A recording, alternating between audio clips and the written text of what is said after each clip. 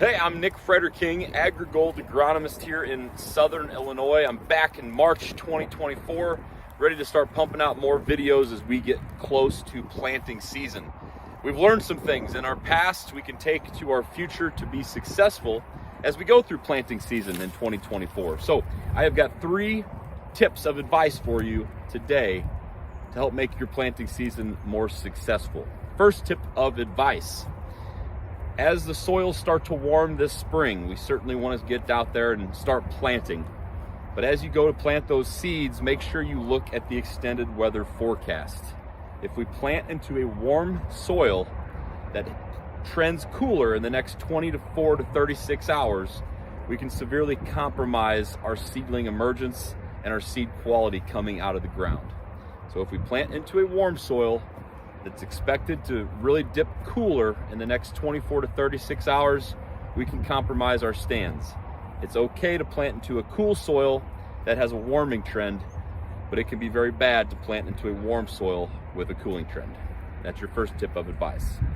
Second tip of advice: as it's exciting to get out in the field first and early and often, I would strongly advise you to plant your soybeans first and wait to plant your corn until soils are warm and more consistent.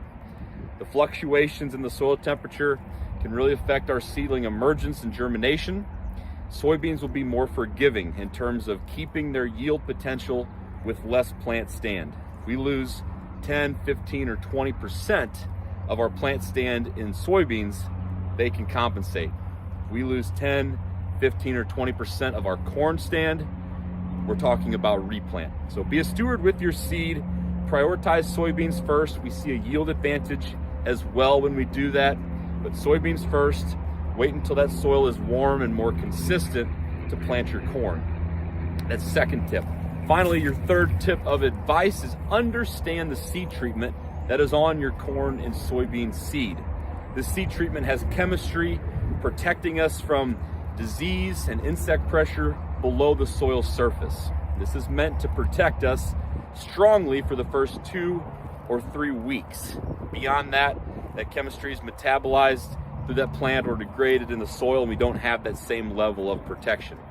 So after 2 or 3 weeks, we should have a plant that's big enough to start protecting itself.